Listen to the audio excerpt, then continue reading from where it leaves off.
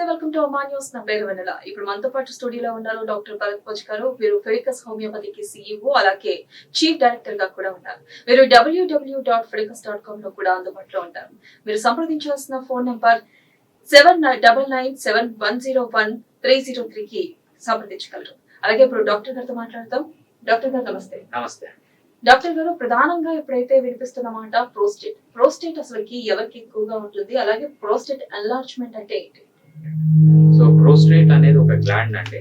ఇది ఎక్కడ ఉంటుందంటే మనము యూరిన్ స్టోర్ అవుతుంది కదా, దాన్ని యూరినరీ బ్లాడర్ అంటారు. యూరిన్ స్టోర్ అయిన తర్వాత మనము యూరెత్రా నుంచి బయటకు వస్తాం, అంటే సన్నని పైప్ లోంచి బయటకు వస్తుంది. ఈ పైప్ చుట్టూ ఉండే ఒక గ్లాండ్ నే మనము ప్రోస్టేట్ గ్లాండ్ అంటాం.